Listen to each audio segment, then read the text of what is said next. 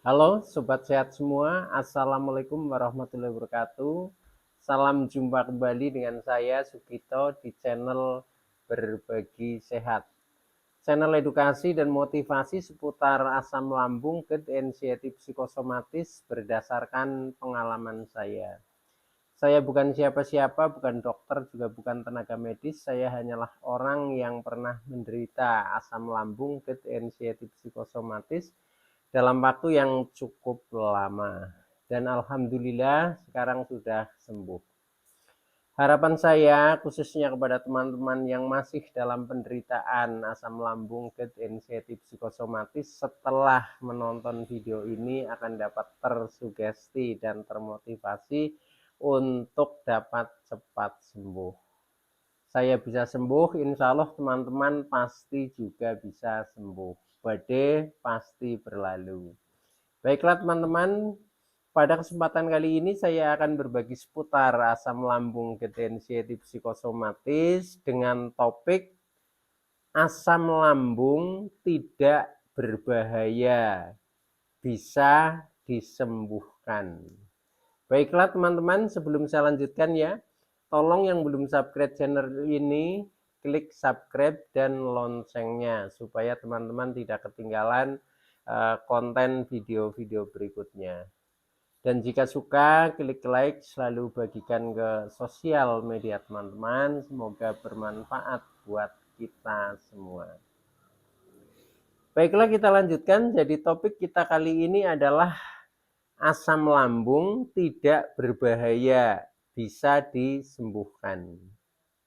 Teman-teman semua, eh, asam lambung tidak berbahaya karena asam lambung merupakan cairan ya, cairan dalam lambung yang dibutuhkan oleh tubuh kita untuk mengurai makanan dalam proses pencernaan di lambung.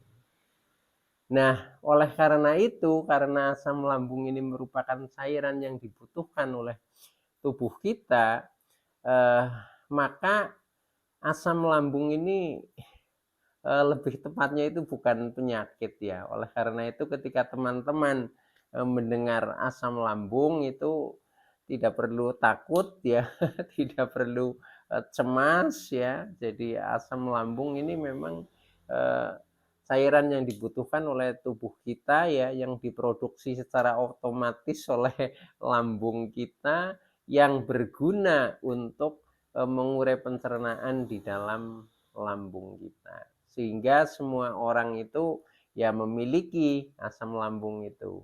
Nah, oleh karena itu jangan memandang asam lambung itu berbahaya. Oke ya teman-teman, itu hal yang pertama. Jadi asam lambung tidak berbahaya karena asam lambung memang cairan yang dibutuhkan oleh tubuh kita.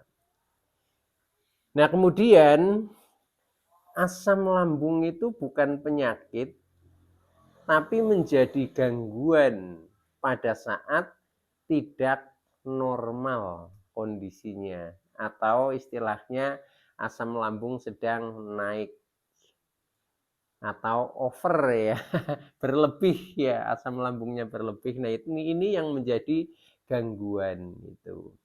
Nah, ini juga bisa mengena kepada siapa saja, kepada semua orang mungkin juga ya, karena memang semua orang juga memiliki asam lambung.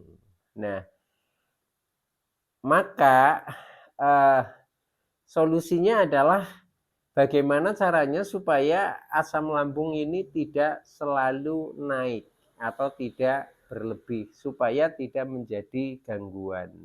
Atau asam lambung yang kita butuhkan adalah yang normal ya, yang normal. Jadi tidak berlebihan, hanya cukup saja untuk pencernaan sehingga eh, tidak menjadikan gangguan di lambung kita ya. Nah, gangguan itu biasanya ketika asam lambung berlebih ya, itu menjadi menimbulkan beberapa sensasi rasa lah ya. Contohnya kalau masih di seputar perut ya, perut pertama sering terasa kembung ya, perut seperti penuh rasanya walaupun belum makan atau mungkin makan cuma sedikit tapi sudah terasa penuh. Nah, kadang perut juga merasa begah, kadang terasa perih, kadang terasa sembelit ya, pokoknya nggak nyaman lah. Nah itu karena asam lambung yang berlebih atau asam lambung naik. Baik naik secara keasaman, nilai keasamannya maupun naik secara volumenya ya. Karena asam lambung juga mengandung gas ya yang kadang perut juga menjadi panas seperti itu. Nah, ini ini sebenarnya bisa kita kendalikan teman-teman. Maka dari itu sesuai dengan topik kita kali ini ya, ini asam lambung tidak berbahaya bisa disembuhkan. Artinya disembuhkan keadaannya, yang keadaannya tidak normal yaitu berlebih ya, kita normalkan kembali gitu. Jadi solusinya mudah ini ya, ini itu. Nah, maka dari itu ini akan saya sampaikan ya, termasuk tip atau cara menyembuhkan asam lambung itu. Nah, untuk menyembuhkan asam lambung ini tipnya biasanya ya yang sering kita lakukan, termasuk pengalaman saya pada masa-masa yang lalu ketika asam lambung ini masih sering tidak normal naik. Nah itu biasanya apalagi untuk penderita yang pertama ya, begitu merasa tidak nyaman dan eh, sebagainya lah ya. Ini banyak rasa-rasa yang tidak enak ya. Nah, biasanya pertama bisa dengan obat ya. Ya, tentunya obat yang lebih bisa dipertanggungjawabkan yaitu obat yang dari dokter misalkan itu. Bisa juga misalkan dengan istilahnya herbal lah ya. Jadi semacam jamu mungkin ya, itu herbal itu pun bisa. Atau bisa juga dengan yang lain ya, yang mungkin teman-teman juga kadang bisa memproduk sendiri lah ya, contohnya makan kunyit atau mungkin ini apa, minum air taji dan lain sebagainya itu pun termasuk uh, solusi cara mengatasi khususnya untuk asam lambung yang sifatnya masih pure asam lambung ya. Biasanya begitu asam lambung masih biasa, masih hanya sekedar naik gitu aja ya. Nah itu begitu makan obat ya sembuh gitu. Nah akan tetapi kadang ada asam lambung yang kenapa kok menjadi sulit sembuh. Nah itu, ini permasalahannya sudah bertingkat, jadi sudah meningkat. Jadi tingkat yang pertama memang asam lambung biasa ya, masih di perut, ini yang biasanya dengan keluhan itu ya seperti begah, kembung, sembelit, kemudian perih, kemudian seperti mengganjal di ulu hati, perut terasa penuh. Nah, itu keluhannya biasanya seperti itu. Nah, ketika seperti itu, ini masih biasa, artinya step pertama lah ini ya. Nah, tetapi ketika hal seperti itu sudah sering terjadi, itu biasanya makin naik, yaitu asam lambung menjadi naik ke atas ya, atau istilahnya menjadi GERD ya. Apa itu GERD? GERD adalah gastroesophageal reflux disease ya, yang artinya bahwa terjadi kenaikan asam lambung dari lambung naik ke kerongkongan. Nah, ketika sudah seperti itu, sudah terjadi GERD, ini step kedua ya dari asam lambung biasa kemudian naik ke atas ini menjadi GERD. Nah, ini yang sudah menimbulkan sensasi rasa yang banyak sekali yang sering kita sebut sebagai 1001 rasa sensasi yang dahsyat lah. Nah, ketika sudah seperti itu ya, karena rasanya juga sangat banyak aneh-aneh ya yang kita dulunya belum pernah merasakan menjadi merasakan seperti itu, akhirnya timbul ketakutan dan kecemasan. Nah, ketika sudah timbul ketakutan dan kecemasan, maka meningkat lagi. kita menjadi terkena anxiety ya. Anxiety itu kecemasan berlebih itu. Nah, setelah terjadi kecemasan berlebih karena ditimbulkan awalnya dari sensasi yang luar biasa ya. Nah, itu kemudian pikiran ini selalu menganalisa hal-hal yang negatif. Contohnya jangan-jangan ya. Jangan-jangan lambung saya luka, jangan-jangan paru-paru saya kena, jangan-jangan ginjal saya kena dan seterusnya. Nah, ketika sudah seperti itu, pikiran yang menganalisa negatif itu biasanya akan semakin direspon oleh tubuh, terutama dalam hal ini oleh lambung ya, yaitu dengan asam lambung menjadi semakin naik. Nah, ketika sudah seperti ini namanya kita sudah terkena psikosomatik. Jadi apa yang dipikirkan oleh pikiran kita ini akan direspon oleh tubuh kita. Nah, ketika sudah seperti ini maka ya, maka obatnya kadang tidak cukup hanya seperti obat mungkin dokter atau mungkin obat herbal, tetapi ini sudah kompleks karena faktor penyebabnya juga sudah multifaktor.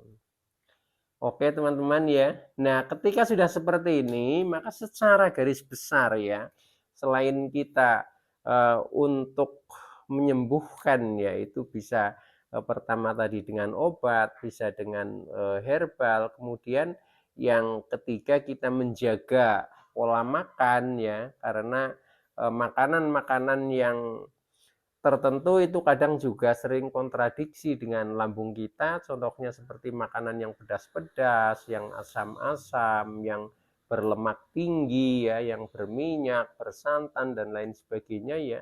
Nah, itu juga harus dijaga dalam pola makannya, termasuk makan tepat waktu, tidak terlambat makan, makan makanan yang sehat ya. Contohnya misalkan kopi jangan terlalu banyak, misalkan seperti itu. Nah, itu disesuaikan dengan kondisi masing-masing. Nah, selain kita menjaga pola makan, juga kita menjaga pola hidup kita, teman-teman ya. Jadi yang pertama jaga kondisi tubuh kita jangan terlalu diforsir atau jangan kecapean lah, jangan begadang misalkan seperti itu ya. Dan diimbangi harus dengan istirahat yang cukup. Contohnya tidur sekitar ya 7 sampai 8 atau 9 jam satu hari itu seperti itu. Nah, selain itu yang lebih penting lagi selain kita sudah mungkin melalui obat, melalui herbal, melalui pola makan, melalui pola hidup ya kita jaga. Nah, kemudian adalah yang terakhir dengan kita kendalikan pola pikir kita ya. Karena yang namanya asam lambung itu sering disebabkan oleh karena pikiran. Oleh karena pikiran maka ini pola pikir harus kita jaga ya. Nah, kita menjaga, kita mengurangi ya pikiran-pikiran negatif, kita ubah menjadi berpikir positif. Kita punya rasa takut ya, kita kurangi, jangan terlalu ditakutkan, kemudian jangan terlalu cemas, tidak perlu was-was ya kan, jangan terlalu khawatir, kemudian kita kendalikan emosi, jangan suka emosian gitu. Jadi kompleks sekali teman-teman ya yang namanya mengendalikan pola pikir itu seperti itu. Nah, dengan seperti itu, nah nanti asam lambung itu akan normal teman-teman ya. Jadi untuk gangguan asam lambung itu sebenarnya sederhana ya, sederhana tetapi kita memang harus tenang ya, harus paham, harus menyadari, nah akhirnya baru kita bisa melakukan atau mempraktekkan yang kira-kira supaya asam lambung itu menjadi selalu normal. Ketika asam lambung itu normal, maka asam lambung ini dalam posisi yang tidak berbahaya ya, tidak berbahaya dan gangguan kita tentang asam lambung itu sudah sembuh seperti itu teman-teman. Jadi solusinya hanya bagaimana caranya supaya membuat asam lambung kita normal.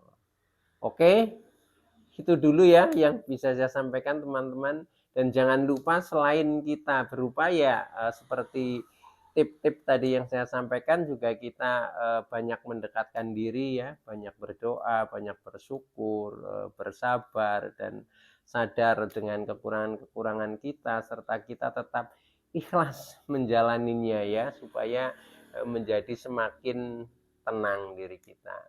Dengan diri kita tenang, insya Allah itu asam lambung juga akan menjadi normal. Dan asam lambung normal artinya kita akan sembuh dari gangguan asam lambung ketensiatif psikosomatis. Oke teman-teman, itu dulu yang bisa saya sampaikan ya. Kurang lebihnya mohon maaf. Terima kasih atas like, subscribe, serta komennya. Saya Sugito dari channel Berbagi Sehat. Saya bisa sembuh, insya Allah teman-teman pasti juga bisa sembuh. Badai pasti berlalu. Oke, terima kasih. Wassalamualaikum warahmatullahi wabarakatuh.